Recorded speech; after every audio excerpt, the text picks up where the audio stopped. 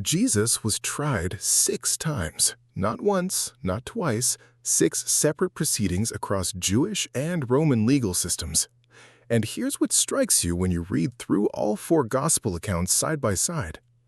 By the time the final verdict came down, even the people sitting in judgment couldn't find him guilty. Pilate washed his hands. Herod sent him back without conviction. The Sanhedrin had to manufacture charges. Yet an innocent man ended up on a cross. How did that happen?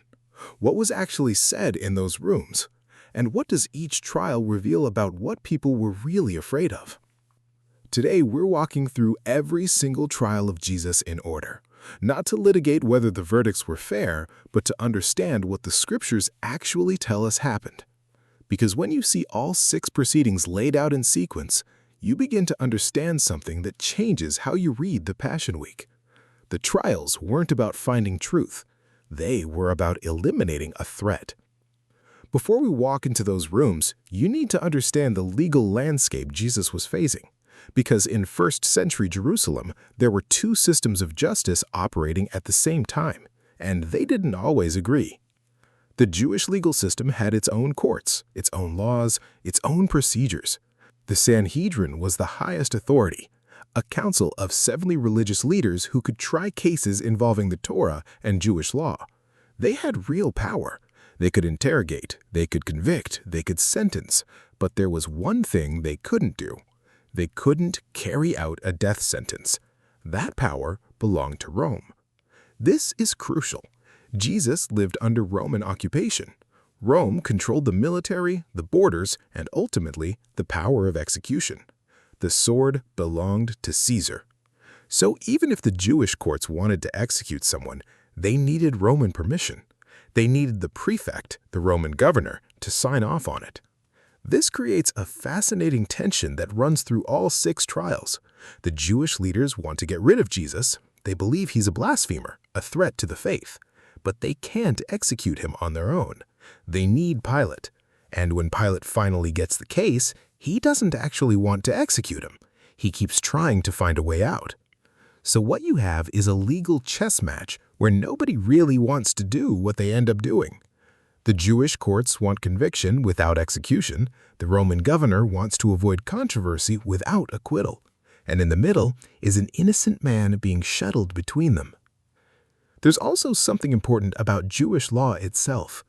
The Sanhedrin had strict rules about how trials could be conducted. Trials couldn't happen at night. You couldn't condemn someone to death based on their own testimony alone.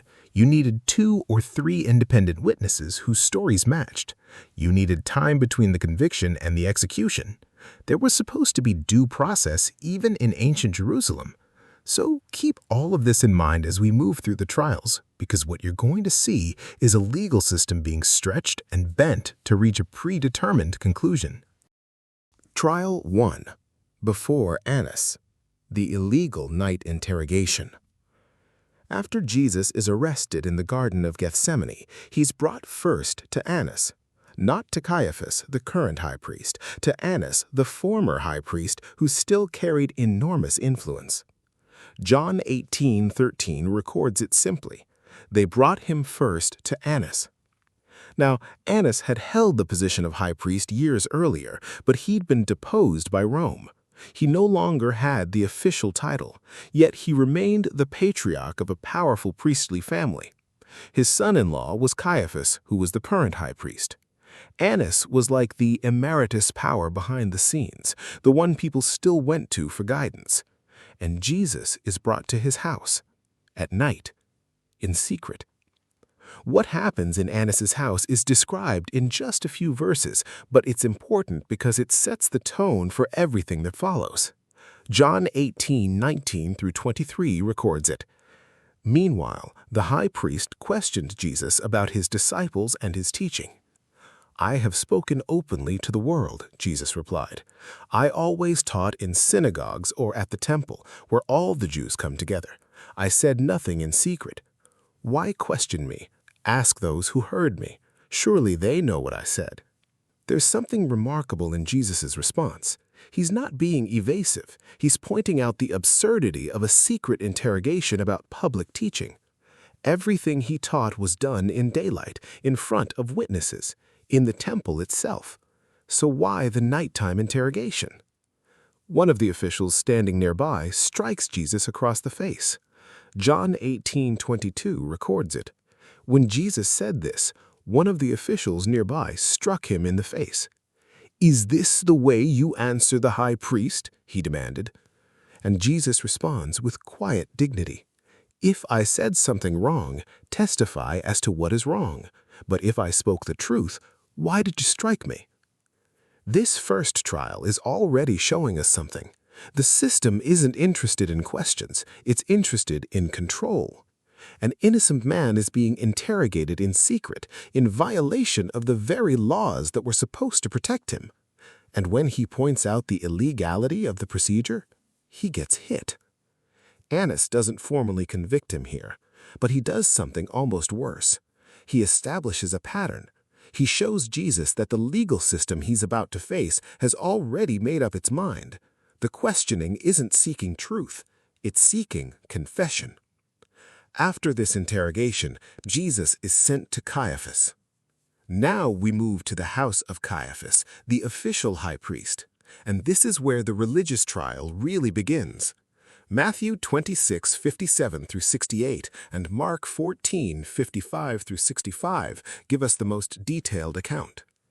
The chief priests and the whole Sanhedrin were looking for false evidence against Jesus so that they could put him to death.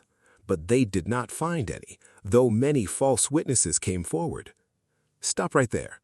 Matthew is telling us explicitly they were looking for false evidence. This wasn't an investigation to determine guilt or innocence. This was a predetermined outcome looking for justification. The false witnesses came forward, one after another, but their stories didn't match. And according to Jewish law, that mattered. You needed corroborating testimony. You needed witnesses whose accounts aligned perfectly. These witnesses couldn't even get their lies straight. Then the high priest stands up and addresses Jesus directly. "Are you the Messiah, the Son of the Blessed One?" And Jesus answers, "I am, and you will see the Son of Man sitting at the right hand of the Mighty One and coming on the clouds of heaven." The high priest tears his clothes. This is a gesture of horror, of desecration. He's saying, "I have heard blasphemy with my own ears." And the others agreed. He deserves death. Now, here's what's crucial to understand. In Jewish understanding, claiming to be the Messiah wasn't inherently blasphemy. Many messianic claimants came and went during this period. But what Jesus claimed went further. He claimed to be sitting at the right hand of God. He claimed to be coming on the clouds of heaven. He claimed a status that belonged to God alone. From the perspective of the Sanhedrin, this was blasphemy. It was a violation of the most fundamental law of Judaism, the law that said God alone deserves worship. If Jesus was claiming divine status, then yes, by their understanding, he had violated the Torah. But here's the tension. Even their own law said you couldn't condemn someone to death solely by their own confession. You needed independent witnesses, and they had already failed to get those witnesses to agree. So what do? They move forward anyway. They vote, and the verdict comes back guilty, worthy of death. But they can't carry out that sentence. Roman law forbids it. So they bind Jesus and hand him over to Pilate, the Roman governor. As Jesus is being led away, something happens that the Gospels record with striking detail. Peter, who had followed Jesus to the courtyard, is recognized by a servant girl. 3 times she asks if he's one of Jesus' disciples. 3 times he denies it. The last time he curses and swears, "I don't know this man." And in that moment, Jesus turns and looks at Peter. Luke 22:61 says, their eyes meet. Peter remembers what Jesus had told him. "Before the rooster crows today, you will deny me 3 times. And Peter breaks. He goes outside and weeps bitterly. It's a small moment in the larger story, but it's heartbreaking. While Jesus is being falsely convicted, the one person who should be standing with him is standing as far away as possible. And Jesus knows it. He's known it all along. Trial 3. The full Sanhedrin at dawn. The formal charge. Here's something that's easy to miss in the gospel accounts. After the nighttime interrogation at Annas' house and the trial at Caiaphas' house, there's another trial. This one happens in the morning, in the official chambers of the Sanhedrin. Luke 22:66-71 records it. At daybreak, the council of the elders of the people, both the chief priests and the teachers of the law, met together, and Jesus was led before them. "If you are the Messiah," they said, "tell us." Jesus answered, "If I tell you, you will not believe me, and if I ask you, you will not answer. But from now on, the Son of Man will be seated at the right hand of the mighty God." They all asked, "Are you then the Son of God?" He said to them, "You say that I am." And they said, "Why do we need any more testimony? We have heard it from his own lips." This morning trial serves a legal purpose. It validates what happened in the darkness. It puts the proceedings on the official record. It's the formal daylight conviction that makes the earlier nighttime proceedings legitimate in retrospect. But notice the shift in the charge. In the first trial, the issue was Jesus' teaching. In the trial before Caiaphas, the issue was blasphemy, claiming to be the Son of God. Now, in this morning session, the Sanhedrin is establishing something else. They're establishing that Jesus claimed to be the Messiah. They're establishing that he claimed to be the Son of God. And they're doing this on the record, in the daylight, with the whole council present. But here's the crucial detail. The Sanhedrin still can't execute him. That power remains with Rome. So they sent him to Pilatus. But they've changed the charge. Before Pilatus, they're not going to accuse Jesus of blasphemy. That's a religious charge. Rome doesn't care about religious matters. Instead, they're going to accuse him of sedition. They're going to say he's a threat to Roman authority. Trial 4. Before Pilatus. First appearance. The political problem. Matthew 27:11-14. Mark 15:2-5, Luke 23:2-5, and John 18:28-38 all describe Jesus being brought before Pilatus, and each gospel gives us slightly different details, but together they paint a picture of a Roman governor caught in an impossible situation. Then the whole assembly rose and led him off to Pilatus, and they began to accuse him, saying, "We have found this man subverting our nation. He opposes payment of taxes to Caesar and claims to be Messiah, a king." There it is. The charge has transformed. Before the Sanhedrin, Jesus was a blasphemer. Before Pilatus, Jesus is a rebel. He's seditious. He's a threat to Roman authority. Pilatus interrogates Jesus, "Are you the king of the Jews?" And Jesus responds, "You have said so." It's a remarkable response. Not a denial, not a confirmation, a deflection. Jesus is seeming to say, "That's your interpretation. That's what you're calling me, but you don't understand what I'm claiming." John's gospel gives us more of this exchange.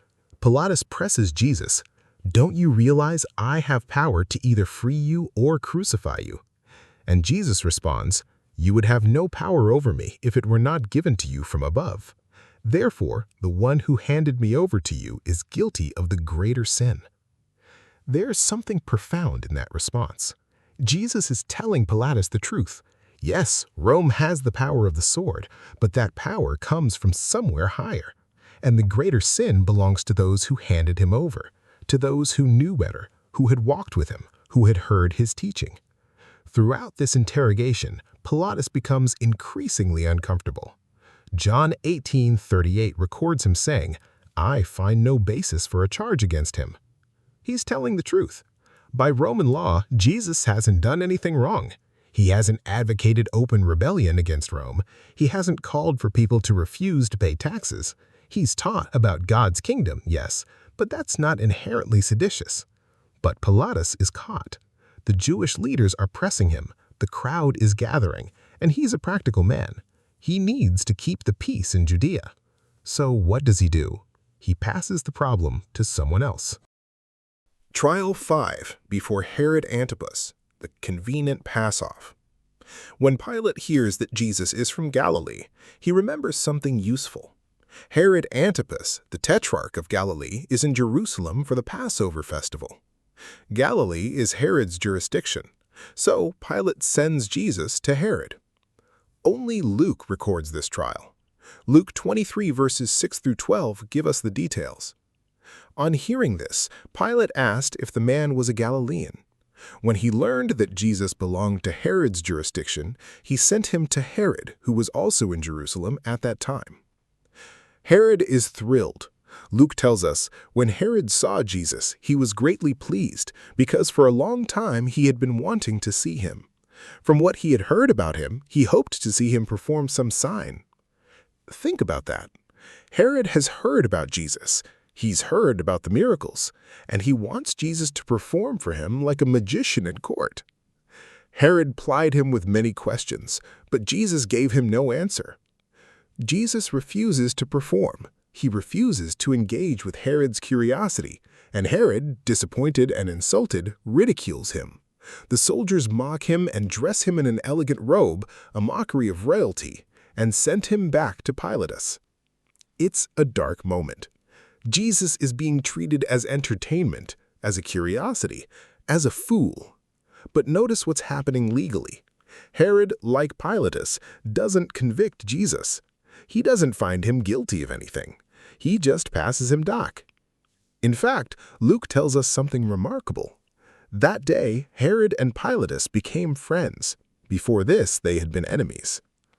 The shared experience of dealing with this prisoner, the mutual convenience of passing the problem back and forth, apparently created a bond between them. How many times does that happen in human affairs? Two people who disagree on almost everything find common ground in how to dispose of someone inconvenient. And Jesus ends up caught in the middle. Trial 6, before Pilate's second appearance, the cowardly verdict. Jesus comes back to Pilate, and now Pilate is facing mounting pressure. The crowd is gathering, the Jewish leaders are insisting, and Pilate, despite his earlier declaration that he found no basis for a charge, is looking for a way out. Matthew 27 verses 15 through 26 tells us what happens next. It's the Feast of Passover, and there's a custom where the governor releases one prisoner chosen by the crowd. Pilate sees his opportunity. Which one do you want me to release to you, Barabbas or Jesus, who is called the Messiah? Barabbas was a rebel, a man who had been imprisoned for insurrection and murder, someone who had actually done the things Jesus was falsely accused of. The choice seems obvious. Surely the crowd will ask for Jesus. But the chief priests and elders persuade the crowd to ask for Barabbas instead. Pilate tries again. What shall I do then with Jesus who is called the Messiah? The crowd shouts, "Crucify him." And Pilate, faced with the crowd's demand, with the threat of a riot, with the political pressure from above, makes his choice. Matthew 27 verses 24 through 25 records it with heartbreaking detail. When Pilate saw that he was getting nowhere, but that instead an uproar was starting, he took water and washed his hands in front of the crowd. "I am innocent of this man's blood," he said. "It is your responsibility." It's one of the most iconic images in all of Scripture. A man washing his hands, declaring his innocence while committing an injustice. All the people answered, "His blood is on us and on our children." And the crowd takes responsibility. And Pilate releases Barabbas, he has Jesus flogged, and then he hands him over to be crucified. The legal proceedings are over. The sentence has been carried out. An innocent man has been convicted and executed by every court that touched his case. And nobody in those courts actually believed he was guilty. Take a moment with this. Let it sit with you. Jesus was tried 6 times. In each trial, the charge was slightly different. Before Annas, he was questioned about his teaching. Before Caiaphas and the Sanhedrin, he was charged with blasphemy. Before Pilatus, he was charged with sedition. Before Herod, he was a curiosity. And yet, in each case, the person conducting the trial either found him innocent or passed the problem to someone else. Annas didn't formally convict him, just established the tone of a predetermined conclusion. The Sanhedrin convicted him of blasphemy, which was within their authority, but they needed Roman cooperation to execute him. Pilatus explicitly said he found no basis for a charge, multiple times, yet he ordered the execution anyway. Herod found nothing and sent him back with mockery. And in the end, it was Pilatus who signed the death warrant, the Roman governor, the man with all the power, the man with the authority to say no, the man who washed his hands and claimed innocence. Here's what the scriptures show us. The trials of Jesus weren't really about justice at all. They were about fear. The religious leaders feared losing control. Pilatus feared losing peace. Herod feared losing status. Each person in each courtroom was operating out of a different kind of fear, and together those fears created a momentum that led an innocent man to the cross. And yet, and this is where faith enters, this wasn't a failure of God's plan. This wasn't an unexpected tragedy that caught God off guard. Jesus knew. He told Peter before it happened. He told the Sanhedrin exactly what would happen. You will see the Son of Man sitting at the right hand of the Mighty One and coming on the clouds of heaven. He wasn't claiming innocence to save his life. He was claiming truth. He was speaking what was real, knowing that it would cost him everything. What this means for us. The trials of Jesus expose something about human nature that we'd rather not see. They show us that institutions, even good institutions with good intentions, can be bent toward injustice. That people with power will often choose comfort over conviction. That it's easier to wash your hands than to take a stand. But they also show us something about God. They show us that God's truth isn't determined by the verdict of courts or the approval of crowds. It isn't validated by the powerful or threatened by the schemes of the threatened. When Jesus stood before Pilatus and refused to defend himself, when he stood before the Sanhedrin and spoke truth knowing it would condemn him, he was demonstrating something radical, that the kingdom of God operates on a completely different set of values than the kingdoms of this world. The trials were designed to eliminate a threat, and, in a sense, they did. Jesus was eliminated from the world. But what they actually unleashed was unstoppable, because death couldn't hold him, because 3 days later, resurrection vindicated everything he'd claimed. Because the verdict that mattered in the end wasn't the verdict of Pilatus or Caiaphas or Annas or Herod. It was the verdict of God. The trials of Jesus happen to be history, but they're also a mirror. They're asking us, when faced with the truth, what do we do? Do we defend it even when it costs us, or do we wash our hands and claim innocence? If this resonated with you, the best thing you can do is subscribe, leave a comment, even one word, and share this with someone who is wrestling with what it means to stand for truth in a world that pressures us to bend. That's genuinely how this reaches people who need it. Keep us in your prayers. God bless you.